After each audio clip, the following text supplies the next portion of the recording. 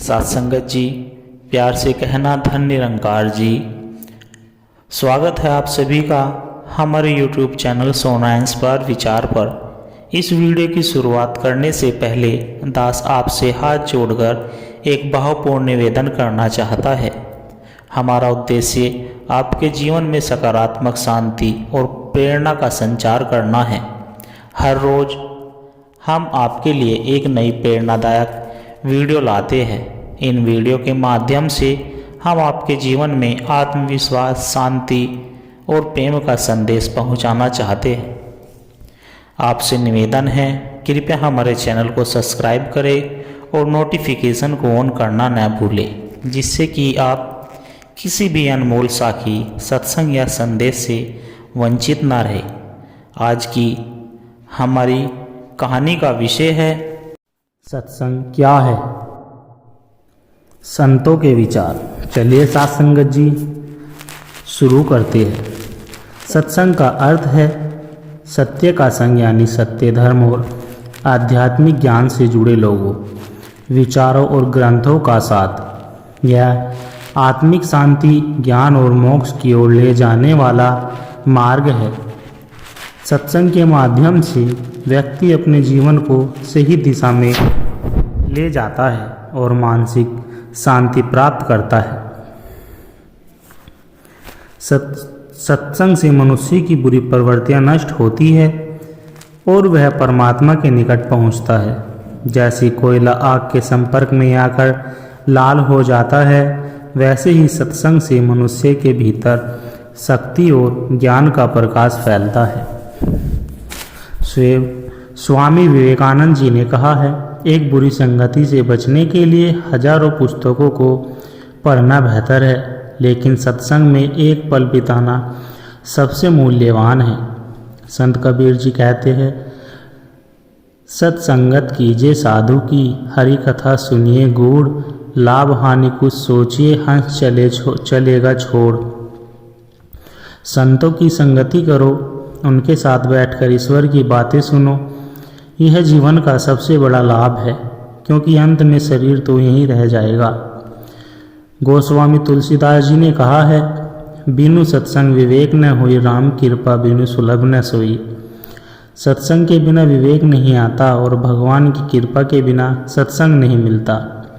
श्री कृष्ण ने भागवत गीता में कहा है, सत्संग से ज्ञान की प्राप्ति होती है और ज्ञान से मन की शुद्धि। जब मन शुद्ध होता है तभी व्यक्ति सच्ची भक्ति में लीन हो सकता है।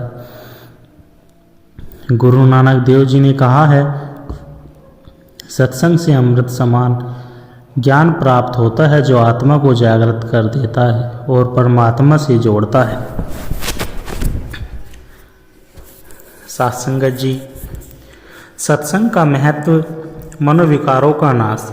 सत्संग से क्रोध, लोभ, मोह, अहंकार और ईर्ष्या समाप्त होती है। सच्चे ज्ञान की प्राप्ति। सत्संग के माध्यम से व्यक्ति सही और गलत का निर्णय कर सकता है। आंतरिक शांति। यह मानसिक अशांति को दूर करता है और जीवन में संतोष लाता है। ईश्वर के प्रति प्रेम। व्यक्ति का हृदय भक्ति से भर जाता है और वह परमात्मा के प्रति समर्पित होता है। अच्छी संगति का प्रभाव। जैसा रंग वैसा संग। सत्संग से अच्छे गुण विकसित होते हैं। सत्संग केवल धार्मिक आयोजन नहीं, बल्कि आत्मा की उन्नति का साधन है। संतों और महान विचारकों ने हमेशा सत्संग को जीवन का अनिवार्य अंग बनाया है। यदि हम सत्संग को अपनाते हैं तो हमारा जीवन आनंद, शांति और सच्चे ज्ञान से भर जाएगा। सत्संग से बड़ा कोई तीर्थ नहीं और सत्य से बड़ा कोई धर्म नहीं। साथ संगत जी,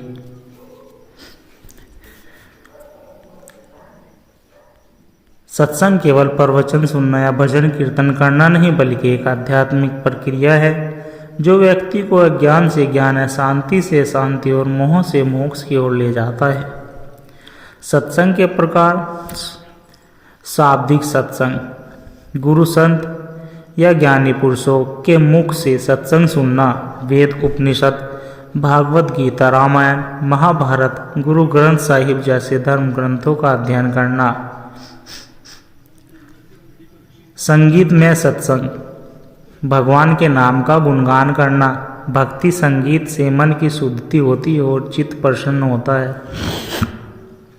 संगत सत्संग, सच्चे संतों और भक्तों के साथ रहना, उठ के विचारों और जीवनशीला से सीखना। मौन सत्संग, अपने भीतर जाकर स्वयं को पहचानना, ध्यान और जप के माध्यम से आत्मबोध प्राप्त करना। सत्संग का महत्व, मनोवृत्तियों का शुद्धिकरण। जब हम सत्य और ज्ञान से जुड़े रहते हैं तो हमारे विचार शुद्ध होते हैं। अहंकार, क्रोध, लोभ, मोह और ईर्ष्या कम होती है। सकारात्मक ऊर्जा और शांति, सत्संग में मन को शांति मिलती है और जीवन में संतोष बढ़ता है। हमारी ऊर्जा नकारात्मक से हटकर सकारात्मक की ओर जाती है। अच्छी संगति का प्रभाव, जैसे गंदे पानी में रहने से कमल प्रभावित नहीं होता, वैसे ही सत्संग में रहने से व्यक्ति संसार में रहकर भी पवित्र रहता है। बुरी संगति से बचने और अच्छे विचारों को अपनाने में सहायता मिलती है। ईश्वर के प्रति प्रेम और समर्पण, सत्संग से व्यक्ति के भीतर भक्ति जागृत होती है। उसका अहंकार धीरे धीरे समाप्त होता है और वह परमात्मा के चरणों में समर्पित हो जाता है। सत्संग कैसे करें? सत्संग जी, अच्छे ग्रंथों का अध्ययन करें। भागवत गीता, उपनिषद, रामायण, महाभारत, श्रीमद् गीता आदि को पढ़े। संत जनों और ज्ञानी जनों की संगति करे। जब भी संभव हो संत महात्माओं के सत्संग में जाए। भजन कीर्तन करे। घर पर या सत्संग में भगवान का नाम गाए। ध्यान और आत्मचिंतन करे। स्वयं के भीतर झांके और सच्चे ज्ञान को खोजे। सद्गुणों को अपनाए। अहिंसा, सत्य, दया, प्रेम और सेवा को अपने जीवन में शामिल करे। सत्संग केवल एक धार्मिक अनुष्ठान नहीं बल्कि आत्मा की उन्नति का मार्ग है। जब हम सच्चे ज्ञान और सच्ची संगति को अपनाते हैं तो हमारा जीवन सुख, शांति और आनंद से भर जाता है। इसलिए सत्य के साथ रहने और सच्चे ज्ञान को आत्मसात करने का प्रयास करते रहना चाहिए। यही सच्चा सत्संग है। सत्संग जी, सच्ची मेहनत का फल। गांव में एक गरीब लड़का रामू रहता था। उसके माता पिता मजदूरी करते थे लेकिन रामू पढ़ाई में बहुत होशियार था। उसके सपने बड़े थे लेकिन हालात मुश्किल। कई बार उसे बिना खाना खाए स्कूल जाना पड़ता था, लेकिन उसने कभी हार नहीं मानी। रामू दिन में स्कूल जाता और शाम को एक चाय की दुकान पर काम करता। वह रात में स्ट्रीट लाइट के नीचे बैठकर पढ़ाई करता था। गांव के लोग उसका मजाक उड़ाते थे, लेकिन रामू ने उनकी बातों पर ध्यान नहीं दिया।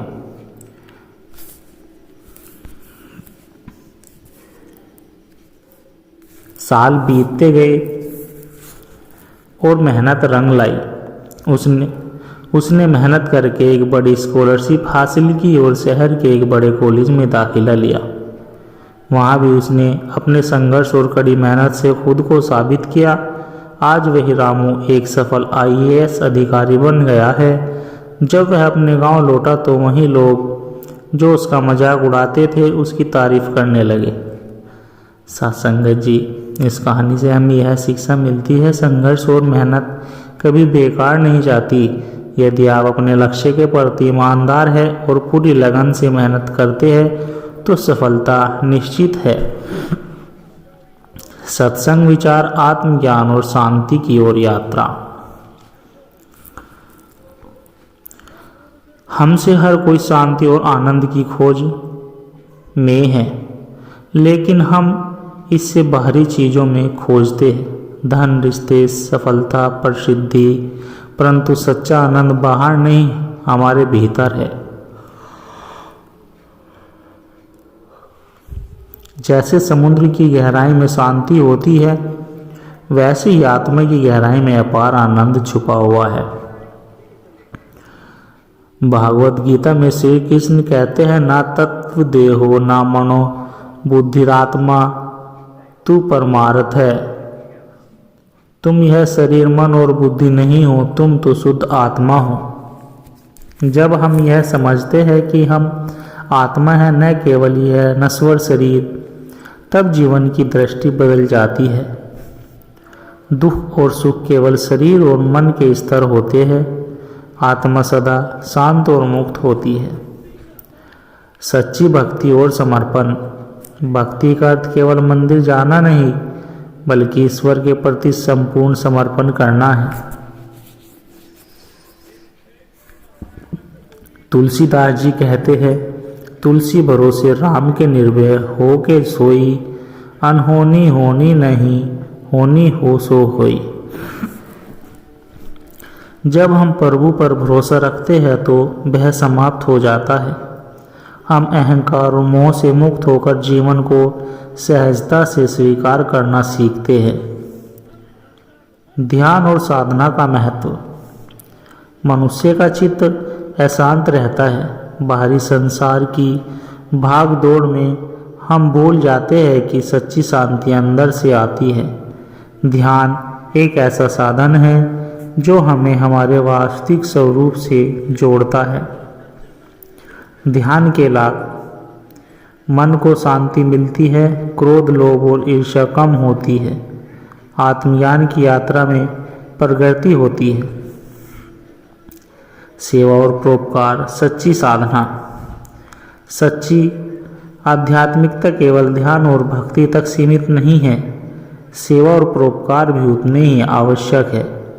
जो व्यक्ति निस्वार्थ भाव से दूसरों की सेवा करता है, वह ईश्वर के सबसे निकट होता है।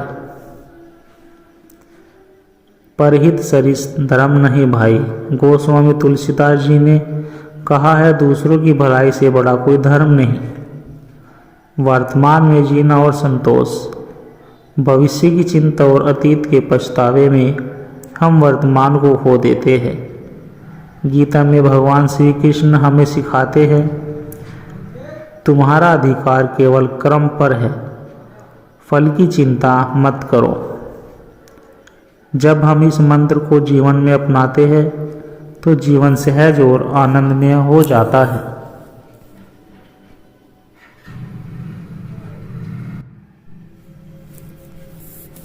सत्संग केवल शब्दों का खेल नहीं, बल्कि जीवन को ऊंचाइयों तक ले जाने की एक विधि है। जब हम आत्मज्ञान, भक्ति, ध्यान, सेवा और संतोष को अपने जीवन में उतारते हैं, तब सच्चे अर्थों में आध्यात्मिक प्रगति होती है। मन चंगा तो कटौती में गंगा। यदि मन शुद्ध है तो हर जगह परमात्मा की कृपा बरसती है। आप भी इस मार्ग पर चले और अपने भीतर छिपी दिव्यता को पहचानें। सच्ची भक्ति का चमत्कार। भक्ति का अर्थ केवल पूजा पाठ नहीं, बल्कि सच्चे हृदय से भगवान को समर्पित होना है। यह कहानी एक भक्त की है जिसने न केवल ईश्वर में अटूट विश्वास रखा, बल्कि अपने प्रेम और निस्वार्थ भक्ति से असंभव को भी संभव कर दिखाया।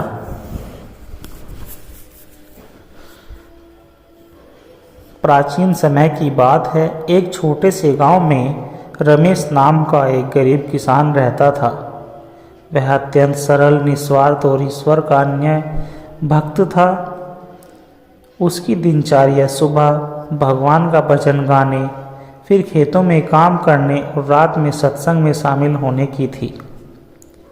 रमेश के पास बहुत संपत्ति थी, लेकिन उसके पास श्रद्धा की अपार पूंजी थी।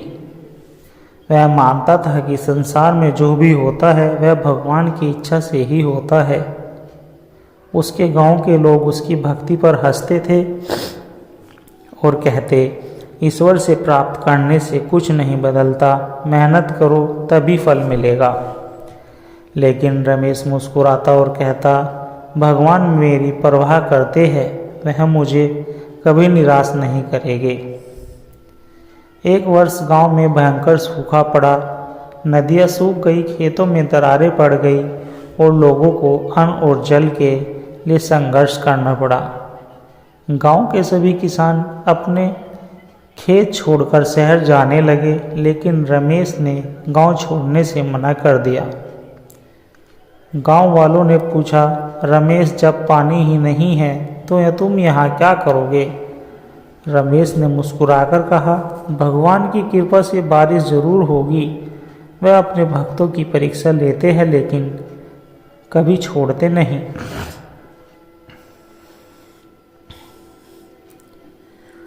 लोगों ने उनकी बात को मजाक समझा और चले गए, लेकिन रमेश हर दिन अपने खेत में जाकर हल चलाता, बीज बोता और भगवान से प्रार्थना करता। लोग उसे पागल कहते, लेकिन वह अडिग रहा।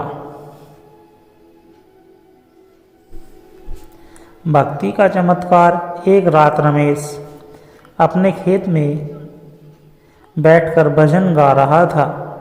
अचानक तेज आंधी आई और बादलों की गड़गड़ाहट सुनाई दी। कुछ ही देर में मूसलाधार बारिश शुरू हो गई।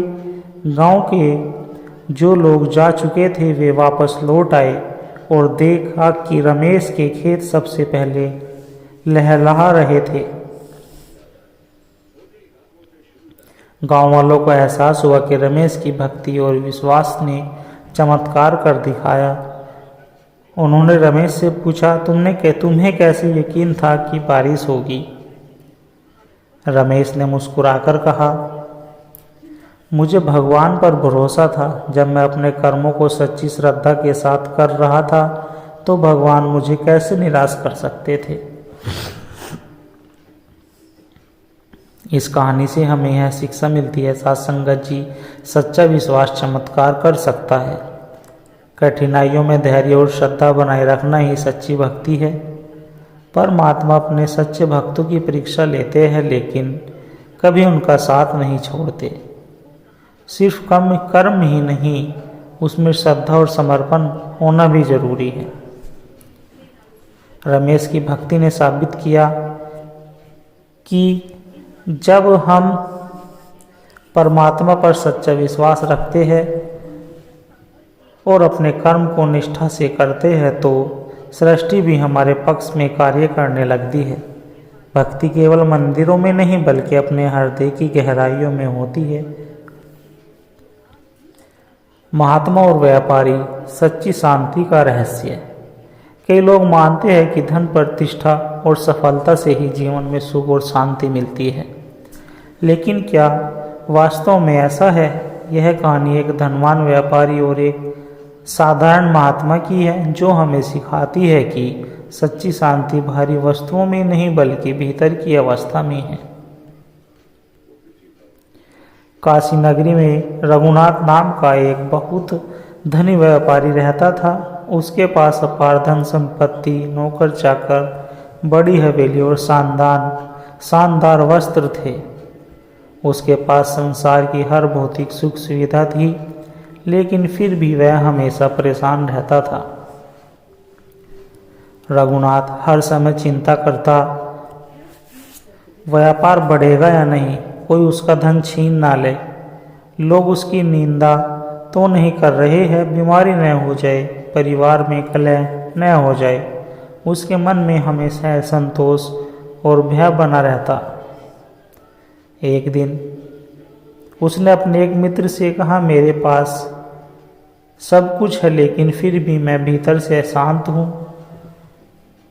क्या कोई ऐसा व्यक्ति है जो मुझे सच्ची शांति का मार्ग दिखा सके?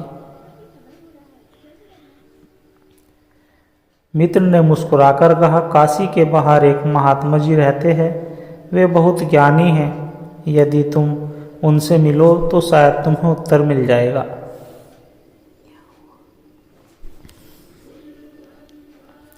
रघुनाथ तुरंत महात्मा जी के आश्रम पहुंचा। वहां उसने देखा कि महात्मा जी एक पुराने वस्त्र में पेड़ के नीचे बैठे थे। न कोई धन, न कोई आलीशान भवन, फिर भी उनके चेहरे पर अद्भुत शांति थी। रघुनाथ ने हाथ जोड़कर कहा, गुरुदेव मैं बहुत परेशान रहता हूँ। मेरे पास सब कुछ है फिर भी मन अशांत रहता है। कृपया मुझे शांति का मार्ग बताइए। महात्मा मुस्कुराए और बोले, शांति पाने के लिए तुम्हें एक कार्य करना होगा। रघुनाथ ने कहा, बताइए महाराज, मैं कुछ भी करने को तैयार हूँ। महात्मा बोले, तुम इस कटोरे में तेल भरकर मेरे आश्रम के चारों ओर घूम कर आओ, लेकिन ध्यान रहे तेल की एक बूंद भी गिरनी नहीं चाहिए। यदि गिरी तो तुम्हें फिर से पूरा चक्कर लगाना होगा। रघुनाथ ने कटोरा लिया और बहुत सावधानी से चलने लगा। वह इस बात पर पूरी तरह केंद्रित था कि तेल गिरे नहीं। रास्ते में कई तरह की आवाज़ें आई, पर पक्षियों का कलरव, मंदिरों की घंटियां, अन्य आश्रम के अन्य लोगों की बातें, लेकिन उसने किसी पर ध्यान नहीं दिया।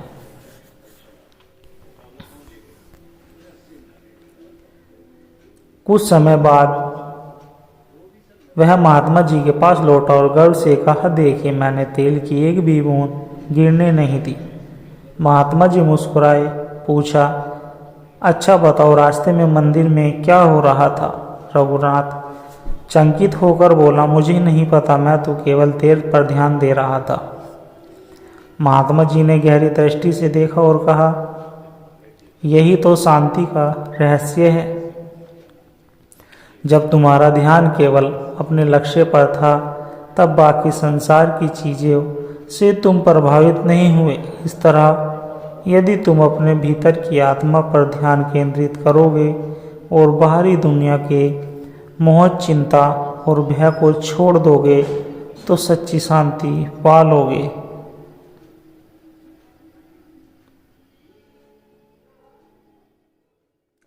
सत्संगत जी, रघुनाथ को पहली बार अपनी समस्या का हल समझ आया। वह अब तक बाहरी चीज़ों, धन, प्रतिष्ठा, दूसरों की राय पर ध्यान दे रहा था, लेकिन अपने भीतर झांकने की कोशिश कभी नहीं की थी। उस दिन से उसने ध्यान, सत्संग और निस्वार्थ सेवा को अपने जीवन का हिस्सा बना लिया। धीरे धीरे उसकी चिंताएं समाप्त होने लगी और वह पहले की तुलना में अधिक शांत और प्रसन्न रहने लगा। सत्संगत जी, इस कहानी से हमें यह शिक्षा मिलती है कि सच्ची शांति बाहरी वस्तुओं में नहीं, बल्कि हमारे ध्यान और मानसिक स्थिति में है। जैसे व्यापारी तेल के कटोरे पर ध्यान केंद्रित किए था, वैसे ही हमें अपने आध्यात्मिक विकास पर ध्यान देना चाहिए। ध्यान और सुख सुविधाएं जरूरी है, लेकिन अगर हम उनसे ही शांति की उम्मीद करेंगे तो हम कभी संतुष्ट नहीं होंगे। ध्यान और आत्मबोध से हम सच्चे आनंद को प्राप्त कर सकते हैं। शांति पाने के लिए हमें बाहरी चीज़ों से अधिक अपने भीतर झांकना होगा। जीवन में चिंताओं से मुक्त होने का सबसे अच्छा तरीका है अपने लक्ष्यों पर ध्यान केंद्रित करना और बाकी सबको स्वीकार करना। जो व्यक्ति यह समझ लेता है, वह वास्तव में शांति और आनंद को प्राप्त कर सकता है। सत्संगत जी, अगर आप सभी को वीडियो अच्छी लगी हो, आध्यात्मिक कहानी विचार अच्छे लगे हो, तो लाइक, कमेंट, शेयर ज़रूर करें और हमारे चैनल को सब्सक्राइब कर दें। और दास को आशीर्वाद देना कि हर रोज़ आप जी के चरणों में ऐसे ही एक प्रेरणादायक कहानी विचार, सत्संग विचार लेकर आता रहूं। सत्संगत जी, प्यार से कहना, धन्य निरंकार जी।